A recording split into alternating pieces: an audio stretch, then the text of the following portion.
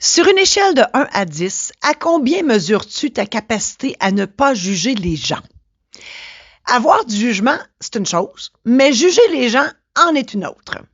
Avoir de la jugeote, c'est bien vu, mais quand on s'en sert à mauvais escient, c'est un petit peu moins beau. C'est bien connu, hein? L'humain cherche la facilité et c'est facile de juger. Ça se fait tout seul. On juge tout le monde et tout le temps sans même s'en apercevoir.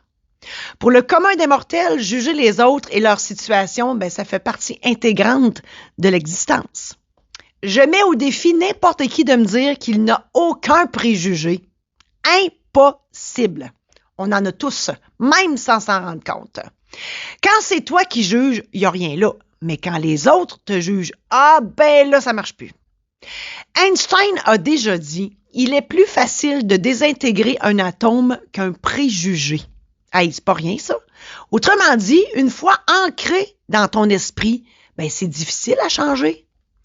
Bonne nouvelle, il y a toujours moyen de moyenner avec les préjugés.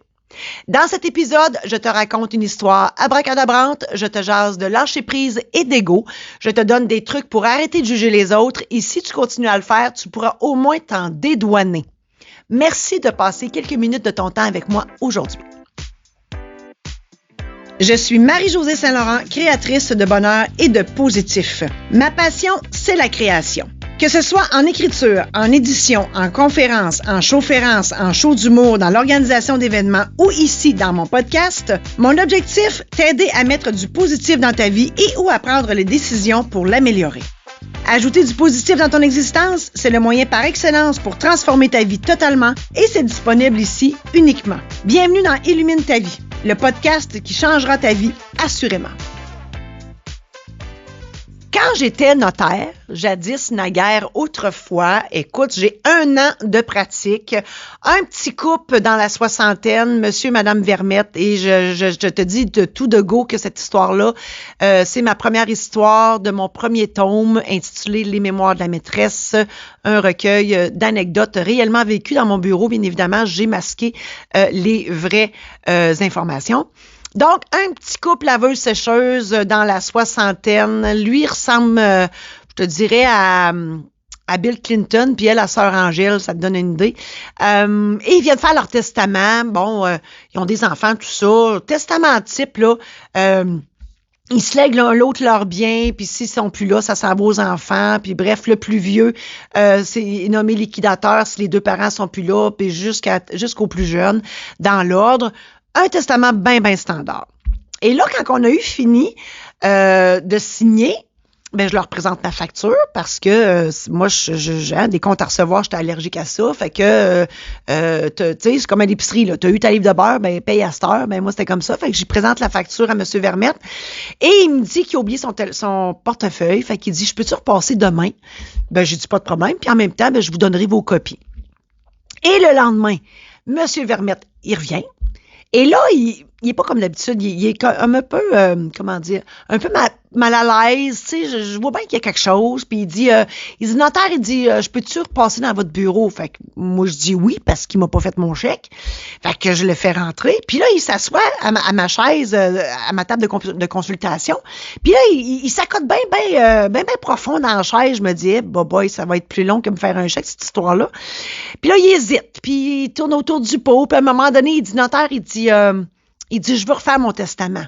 Et moi, là, tu sais, j'ai 1 an de pratique, je me dis, oh mon Dieu, c'est moi qui ai fait quelque chose de pas correct. Qu'est-ce que j'ai fait? C'est-tu moi, tu sais? Il dit, non, il dit, inquiète-toi pas. Il dit, non, c'est moi qui ai changé d'idée. Je dis, oui, qu'est-ce que vous voulez changer? Il dit, je change ma femme pour ma maîtresse. Vous avez bien compris? C'est ça. Il déshéritait sa femme pour mettre sa maîtresse, à qui il voulait léguer tous ses biens. Et là, moi, en toute naïve, écoute, ça fait pas longtemps que je pratique, puis là, je me dis, oh mon Dieu Seigneur, qu'est-ce que je fais avec ça? Tu sais, ça roule vite dans ma tête. Tu sais, la notaire, elle disait, le raisonnement de la notaire, ça disait, il y a rien d'illégal.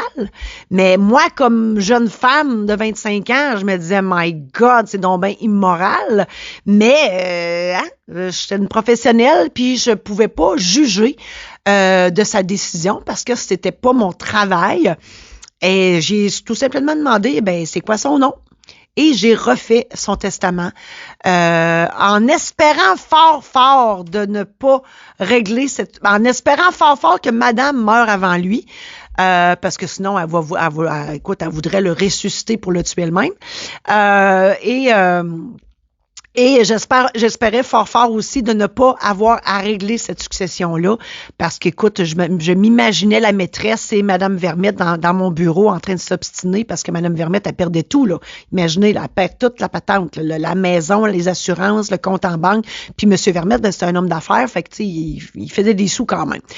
Fait que bref, c'est ça. Fait que et bien évidemment, il m'a pas demandé de copie. Hein. Il a dit non, t'as pas besoin de m'envoyer de copie. Je sais où si j'en ai besoin. Tu sais, j'aurais pu y faire un speech de Monsieur Vermette, ça n'a pas de bon sens, puis bla bla bla bla. Tu sais, ou j'aurais pu carrément refuser de faire ces modifications, mais il serait allé ailleurs. Il serait arrivé à ses fins de toute façon là. Tu sais, c'était dur pour moi de pas le juger. La professionnelle en moi ne jugeait pas. J'ai tout simplement appliqué ce que j'avais à faire. Mais la personne, c'est sûr que, oh my God, écoute, j'y pense encore aujourd'hui, puis ça fait 35 ans de ça, là, ça fait 30 ans de ça. Mais bon, c'était pas de mes affaires, fait que je m'en suis pas mêlée, puis ça, tu sais, ça n'avait aucune incidence sur ma profession ni ma personne. Fait que j'ai lâché prise, puis je l'ai faite, tu sais. T'as deviné qu'aujourd'hui, je parle de préjugés et la définition du dictionnaire du préjugé, c'est jugement sur quelqu'un, quelque chose qui est formé à l'avance, ben oui, c'est un préjugé, selon certains critères personnels et qui oriente en bien ou en mal, mais je vous dirais que la plupart du temps, c'est en mal, les dispositions d'esprit à l'égard de cette personne, de cette chose, autrement dit, avoir un préjugé contre quelqu'un, hein?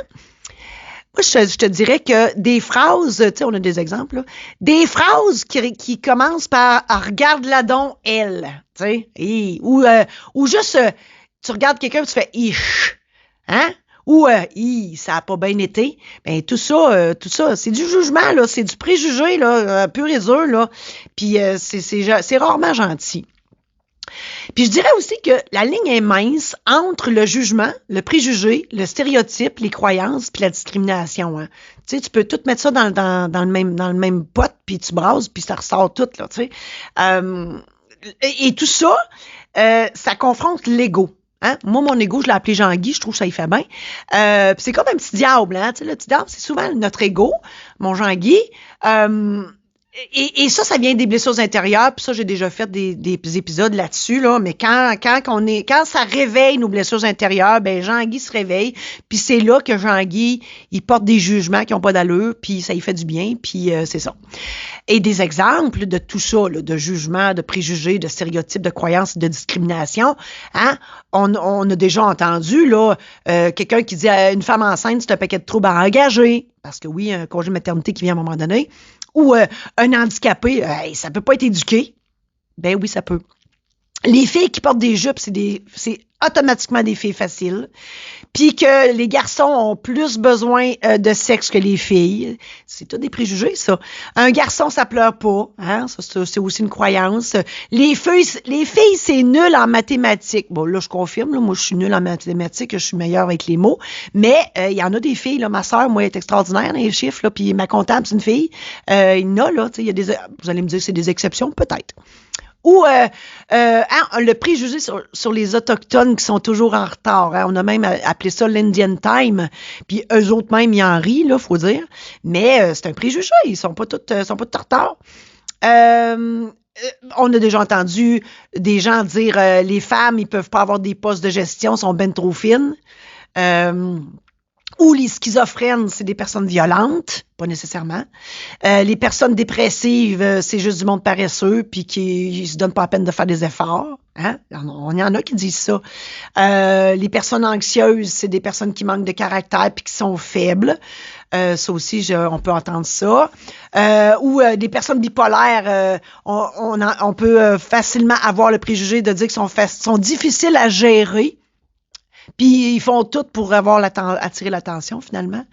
La discrimination aussi, bon, tu sais, comme je l'ai dit au début, les mères de famille sont souvent absentes du travail, oui, parce que il y a la maternelle, puis il y en a un qui s'est planté dans l'escalier, puis whatever.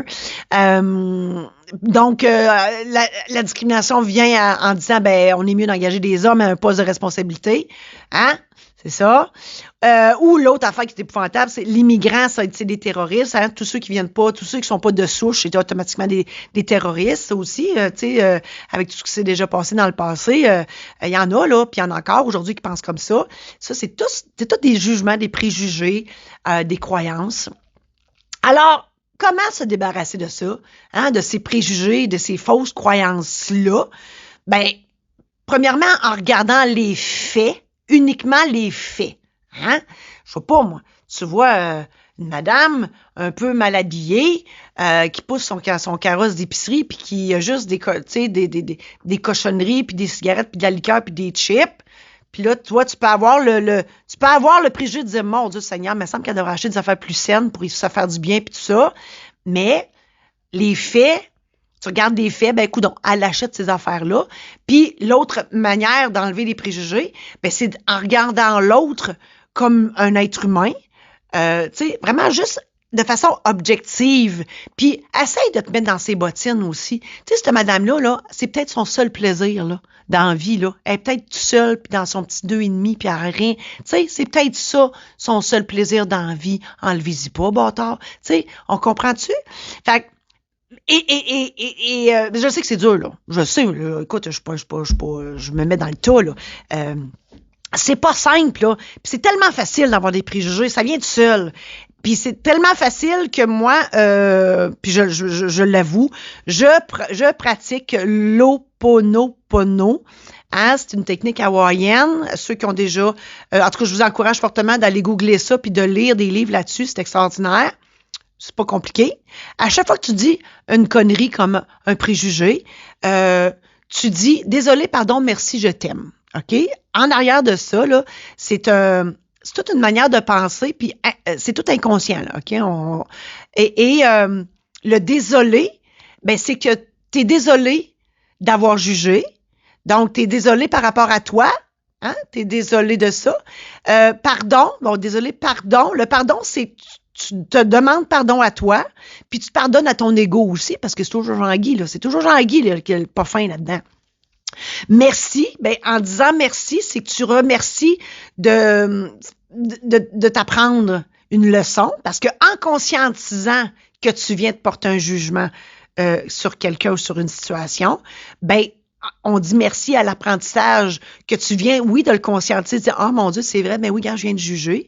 Et le je t'aime, ben c'est que tu t'aimes et t'aimes ton ego malgré tout, parce que l'ego, on en a besoin. Hein, mais il faut qu'il soit assez social du helper. J'en ai fait des chroniques à ce sujet-là. Si l'ego est assis sur tes genoux, ben c'est là que c'est lui qui mène la barque, puis c'est là que tu peux porter une foule de jugements qui n'ont pas d'allure. Et alors là, tu sais, on en a besoin pour être fier de nous, l'ego, mais quand il te fait juger à outrance, ben là, faut que tu le remettes un petit peu à sa place, mais t'en as besoin. Fait que c'est pour ça que tu lui dis merci. Fait qu'à chaque fois que tu portes un jugement, mettons que, un exemple, moi, je trouve pas ça beau, une voiture orange brûlée, de couleur orange brûlée, et c'est vrai, et je m'en excuse pour tous ceux qui trouvent ça beau. Moi, je trouve ça laid. Mais quand j'en vois une, je dis, maudit que c'est laid. Ah là, je dis, désolé, pardon, merci, je t'aime. Mon chum, lui, traduit ça en steak de dinde patate. Ça, c'est son histoire à lui.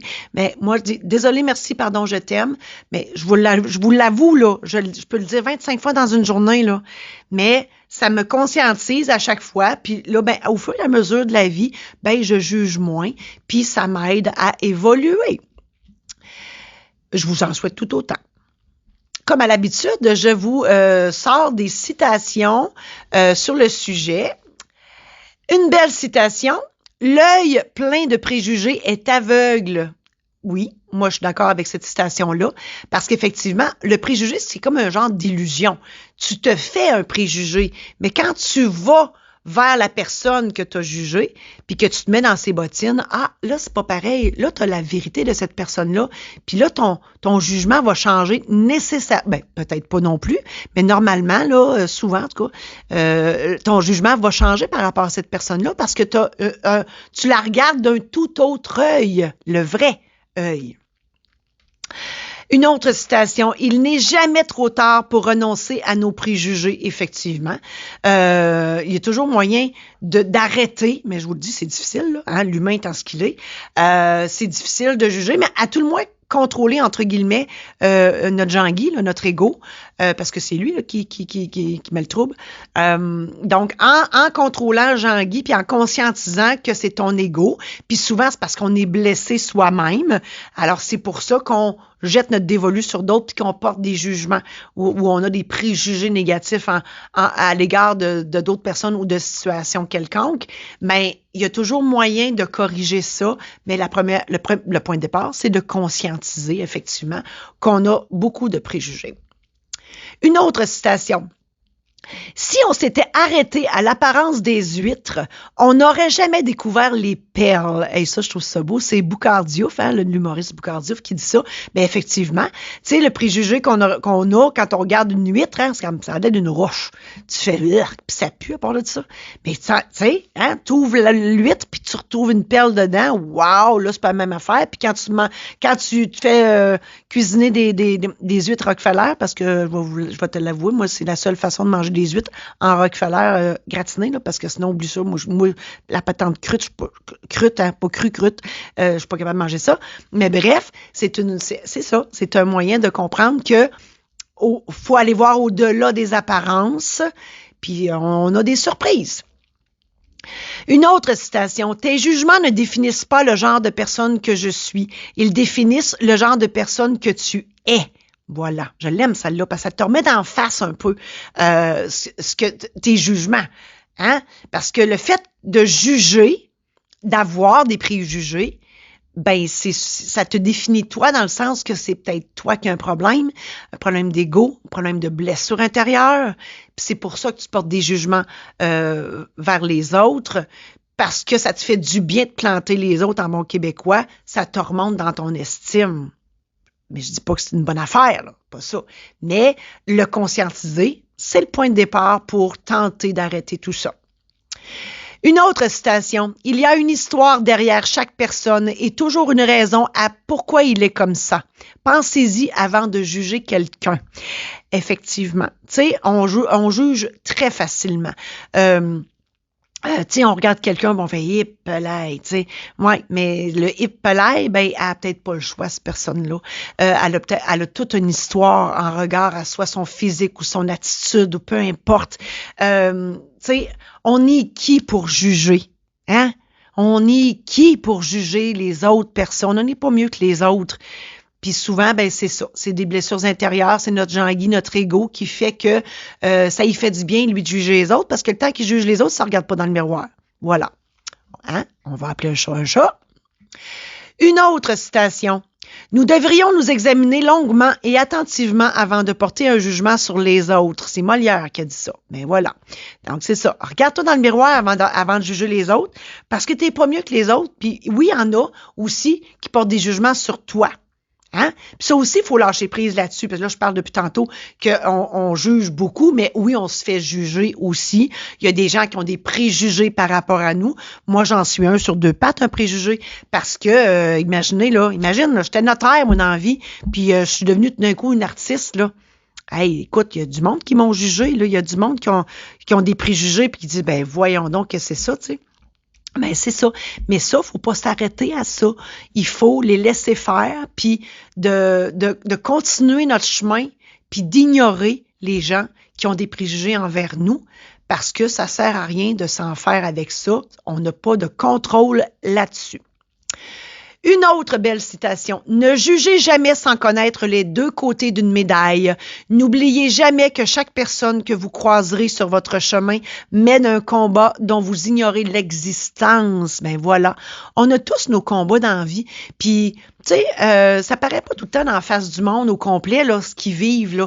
Mais on en a une partie dans leur apparence ou dans leurs attitudes ou, tu sais, ou dans leur parler aussi.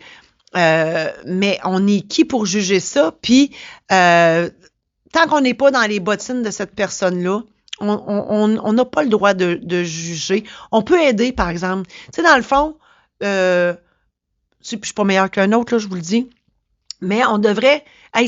mon Dieu, je capote à matin, là. Si tout le monde remplaçait l'énergie à avoir des préjugés, si on remplaçait cette énergie-là à aider les autres à la place. Tu sais, tu vas voir une personne envers qui tu avais un préjugé là 2 minutes, puis tu vas la voir, puis tu te dis bonjour, tu sais, bonjour madame, bonjour monsieur, ça va bien, blablabla. Tu commences à jaser avec, puis tu te rends compte que OK, ils ont une vie là, c'est pas simple là, puis peut-être que tu peux faire une différence juste à tout le moins leur sourire puis leur dire un beau bonjour, ça fait toute la différence. Je t'encourage à le faire.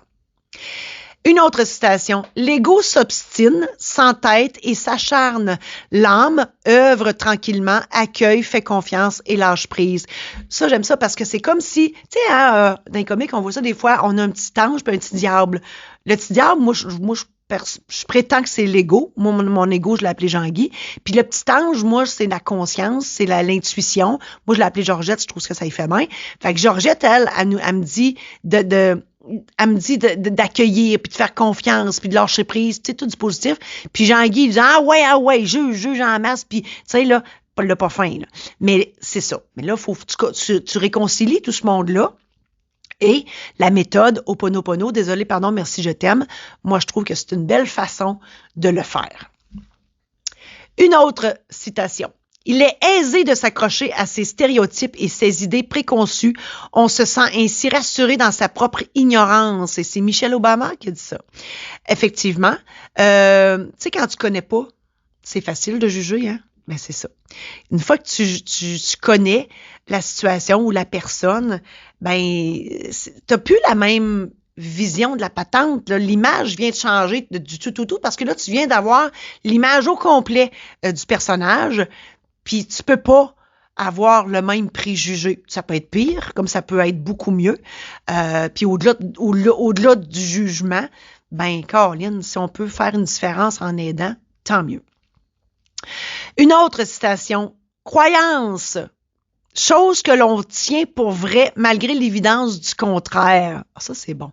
Parce qu'effectivement, puis surtout quand on est jeune, hein, nos parents, écoute, ils ont la vérité infuse dans notre tête là, quand on est petit là. Puis tu sais, on a des croyances, il faut travailler dur pour gagner de l'argent. Tu sais, ça c'est une croyance qui est très répandue. Mais non, pas nécessairement. Les artistes travaillent pas dur, ils travaillent pas. J'en suis la preuve vivante. Mais on gagne de l'argent pareil. Tu sais, fait que, mais c'est ça. Fait que c'est des fausses croyances. Mais, tu sais, dans le fin fond de toi, tu peux penser le contraire, mais là, vu que c'est ton parent qui te le dit, tu fais comme, ben, Caroline doit avoir raison, mais dans ta tête, tu fais comme, pas sûr, ben, c'est ça. Ça, c'est des croyances. Puis on peut s'en départir de ces croyances-là. J'ai des épisodes là-dessus. Comment on peut se départir de nos croyances qui ne nous appartiennent pas, en fait, parce que ces croyances-là t'ont été inculquées par tes parents. C'est pas parce qu'ils viennent de tes parents qu'elles sont vraies. Donc, tout comme les valeurs et les vertus. Tout ça, on peut s'approprier nos propres valeurs, nos propres croyances, nos propres vertus à améliorer ou à avoir. Voilà. Une autre citation. L'ego est en compétition contre les autres. Il veut prouver à tous qu'il est le meilleur, le plus fort, le plus courageux, le plus beau, le plus éloquent, etc. Il est loin de se douter que nous ne formons qu'un et que nous ne sommes pas supérieurs ni inférieurs à quiconque. Ben oui. Moi, mon ego, je l'ai appelé Jean-Guy. Jean-Guy, lui, c'est le king, là. Écoute, c'est le king, the king. Lui, là, pour tout le monde autour, là, c'est tous des moins que rien, là. Jean-Guy, c'est le plus fort, c'est le meilleur. Hey, lui, il juge-tu, tu penses? Écoute, moi, faut que je le retienne, hein? avec ma Georgette, mon intuition, ma conscience.